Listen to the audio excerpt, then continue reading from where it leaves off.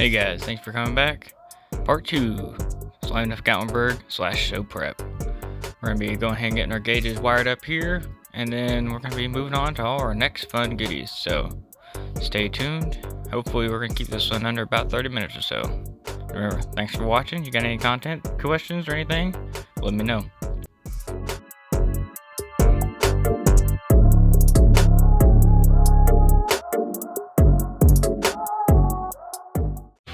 Alright, so now we got our ends put on here. So luckily, I actually labeled a few things. So I got my fuse numbers on there, right there. And then I got my custom made harness right here. And I got my colors. So I got my red one's gonna be the solid right there, the middle. I got my orange is gonna be that one. My yellow is gonna be back that one. And then this is gonna be my ground right here. So I'm gonna ground this one out right there. And then we're gonna run these ones all to these red ones here. The 10, 10, 10, we're gonna pop those out, pop these in, and then our gauges should be good. All right, and now that we got that all wired up, this is what it's gonna look like. So, got our ground here, got these all coming up here. Hook this up. I got a notch out there. These kind of go in here. We got our ignition power, we got our constant power, and we got our dimming power. So that way whenever we dim the lights and the gauge pods actually go down a little too. Alright, that's going to be our stopping point for tonight. We'll pick it back up in the morning. So pretty much got everything all wired up. I went ahead and put the positives on and then swapped over the negative to be the one off. So we got all of our wires running up to here. I'm going to put a loom over there so they don't look so kind of sporadic. But so this is the only thing left to be hooked up now, which is going to be our LED underglow controllers. So the only thing I got to do for the wiring now is to run all the LEDs under and into my main hoop there, and we got them coming underneath the control arms and then on top of the subframe there. So I'm going to put all the Bluetooth connection things in the bumper right there. And then I'm going to have all the wires come up to right here. I'm going to run them all to this wire here, which will go inside to our little switch. This will go to positive. All these ones will go to the ground right there. So that way the switch will work. And we actually got the light bar. This is all hooked up. So all we got to do is mount the light bar. Alright, so I got the light bar where I'm thinking it's going to look good. So what I did was I went ahead and plugged this in here. We had about 10 foot of extra line here. Not even kidding. So what I did, I cut it right there. And then I cut this bit right here. And we're just going to go ahead and fuse these together. So that way there's only like a foot of extra instead of like 10 foot. And then I'm going to go ahead and use this to route all the LEDs up to the battery.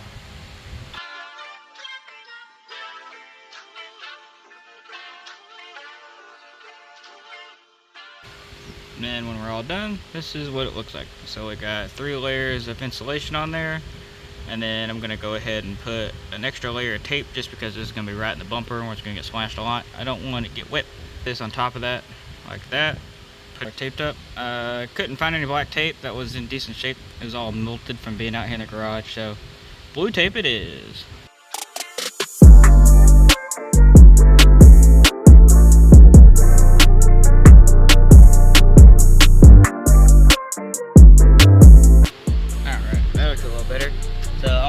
One line right there to tuck up a little bit, so that's once I get that light bar in, I'll tuck that last bit.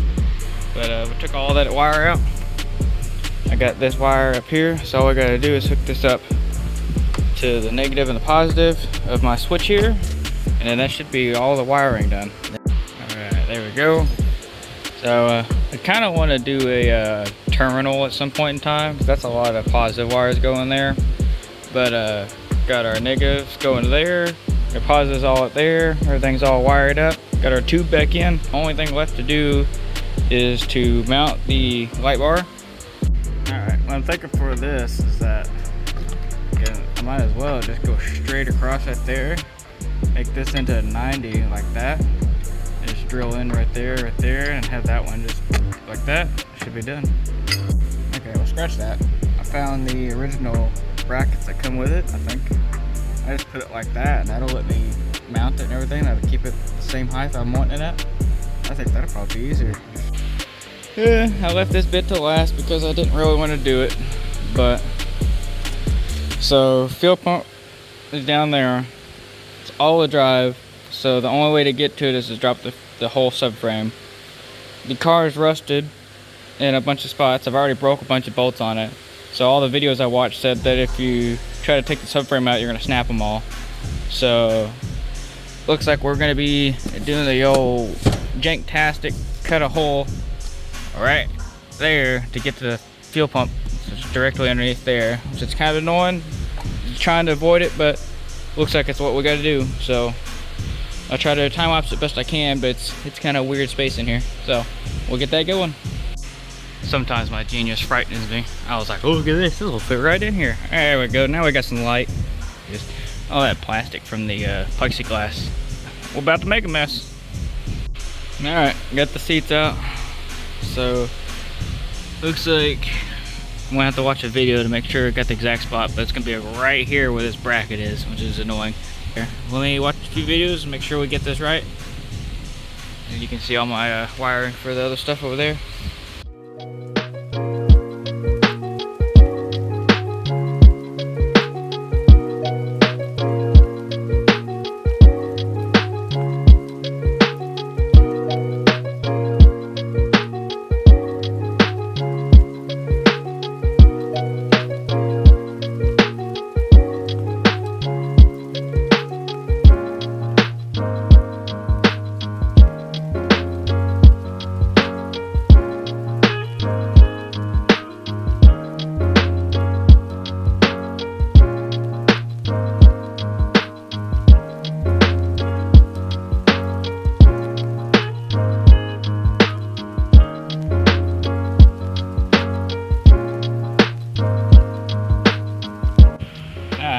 There. We got this side, there's a little bit of tape right there, so now we can actually wiggle it.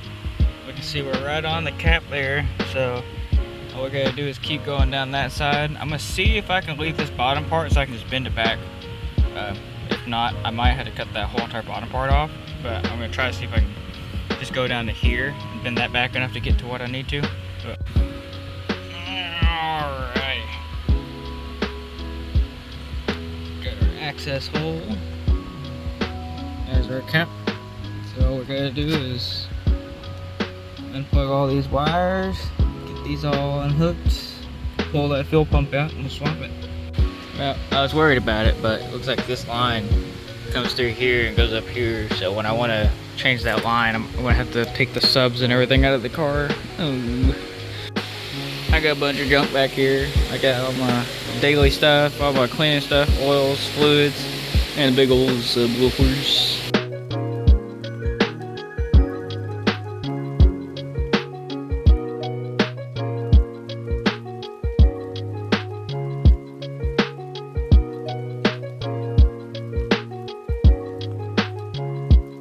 Judging by the way these look right here, that's what we're looking after right there. So we can open that little access panel, and then we should be able to try to feed all those through there.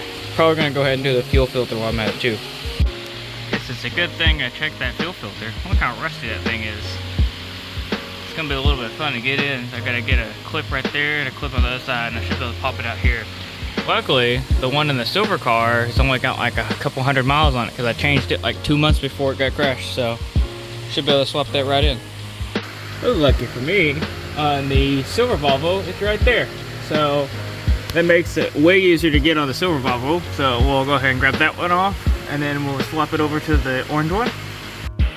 Then to get the filter off, I just got this tool here. It's for pulling clips. I just kind of bent it to make it a little sharper angle. Just gonna pull that. Basically just gonna kind of wiggle them off there until they're off. I do have a pan underneath down here, so that way it'll catch the fuel. All right, just like that, got the newer one off of the silver Volvo. It's pretty easy. I could reach down there. I just took that bolt off there, 13 mil, and you just basically just swoop and swoop. So basically all I gotta do is there, pull that off, yank it out, put that one in.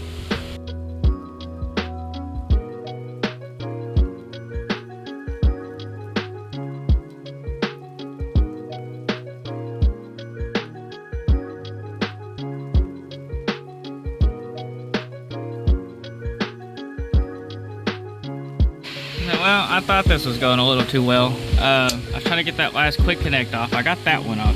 Trying to get that last quick connect off and it broke. So, and now that piece of metal's in the way. So if I get that piece of metal out, get that out, maybe I could put a new hose on that. Alright, got that one out. So, we're gonna have to figure something out with that. But these are just push-ons. So I'm thinking maybe I could just push it back on and zip tight, maybe, I don't know. And then this side's good. So this filter's only got like 1,000 or 2 miles on it, so it should be fine. So we'll go ahead and swap that in. Alright, after a little bit of fighting, I got that off by cutting it, and then it just left this plastic shield on there. And then I basically just chopped it up until it came off. So there's a little bitty thing down here with a barb on it. I'm going to put some fuel line on it and then put a clamp on that side and then push it on to that side, and I'm going to go ahead and put a clamp on that side just to make sure there's no leaks. Now luckily the previous owner had some fuel line laying around in the car when I got it, so that'll fit just right perfect on there. So I'm going to cut that flat, we'll shove that on there, push that on there, and then we should be good to move on to the fuel pump next. Alright, there we go. So we got our solution, got that one pushed back in, and now you can kind of see what I was talking about down here. So we got that side pushed on hose clamp, we got that side pushed on hose clamp. So all we gotta do is put this bolt back on, we'll be done right there. Alright, I snaked it all the way out. I got to right there and I couldn't get the connectors out, so I took a picture and snipped them so that way I could save them in case I need them for something later. Should just have to pull these out, twist that off, pull this one out, put the new one in. Should. Emphasis on should be all I'd have to do. Alright, quick little pry up with my little tool here. Pop those off, so now what I gotta do is unscrew this. So I'm gonna go ahead and switch to time lapse.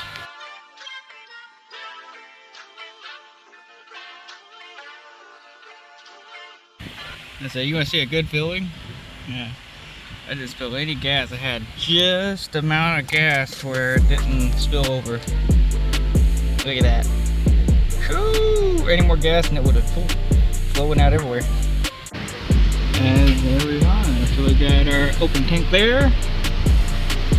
We got our fuel filter, not fuel filter, fuel pump right here. Draining all this out.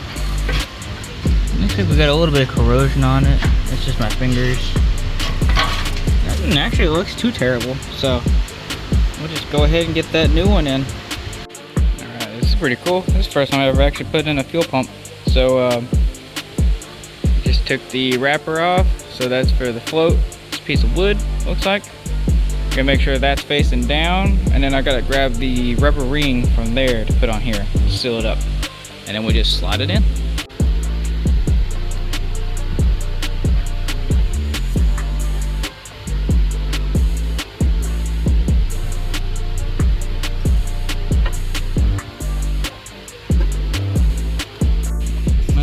About 3.5 hours from where we were last time, and didn't make much process. Got this on, got that one on to there, but I can't get this one on because there's not enough slack to get it on there. Cut my finger, cut my hand, tried to pull that up to get some more slack, but it's like there's just not enough. It's like it's going in at an angle like that, and if it was straight it would go right in, but I can't seem to get enough of a pull on it to get it to go straight in. I even tried to take the I took the fuel pump back out, clicked it in, and then when I clicked it in, it held the fuel pump this way and I couldn't get it to straighten out and go in. So I guess I'll let you know what I figure out. But it's currently 2 o'clock in the morning now, so we'll see what happens. Alright, update, I broke the line. So put that fitting back on there. I was trying to get to it, but I couldn't seem to get it. So I had Mom helping me and we ended up breaking the line off. So, or we got a hole in it, so I went ahead and cut it off. And then we took this out of there and tried to click it on there, and this wouldn't even click. Even with it, like with no pressure or nothing, this still wouldn't click on. So I think when I was trying to put this on, I broke it somehow. So went to the hardware store and all they had was these straight ones. So I'm gonna see if I can get one of these ones to go in there, and we're just gonna barb it on that little part over there, and hopefully that'll work. They said that these fittings should work on there. Guess we'll find out. Alright, I just tested, so it looks like that fits on there, and it comes out to about right there. So I'm thinking we'll heat this up about right there, and we'll try to use one of the copper pipe benders to try to keep the shape, because this is like a hard plastic, and we'll try to bend it like we would a metal pipe. Try to put our own 90 into it, and then we'll use this barb to put it onto there. Alright, so here we are, we're back. It's nighttime now. It's been a good like 6 hours. Was fighting with this. I ended up putting this rubber hose on here because I couldn't get that plastic hose to fit like I wanted it. So I ended up routing it this way down, and then it took forever to get that barb to go in there. So I got the car show is this weekend, so I got to get this thing at least running so I can start getting the tune going. So I'm just gonna have that poking out like that for now. For the moment, a little less than ideal, but it should be all right for now. Then went ahead and started running the fuel line power. Went ahead and got that routed all the way down to here. Finished that wire that was up there. It's all the way back here. So all I gotta do is follow this brake line up to here, back to right there. So you plop out right there, then we should be able to plug it in, and then I'll have to check to make sure exactly which wires to splice to use the new fuel power.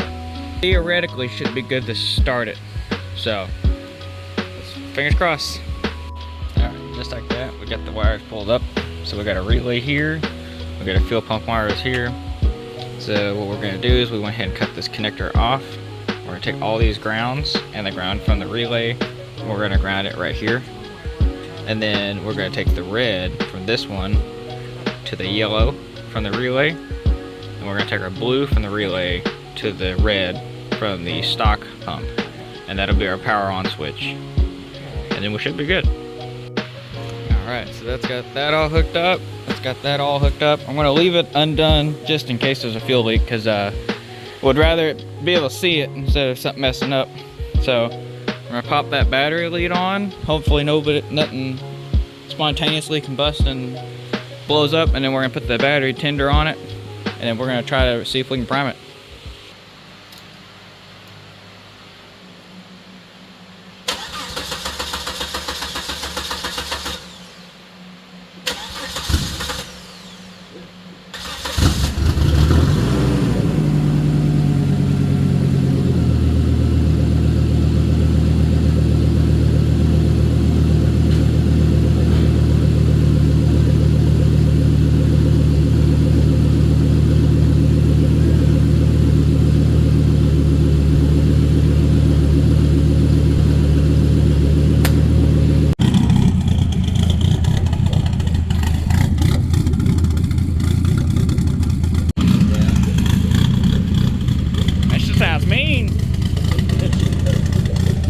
Someone's like it's a Swedish speed box or something.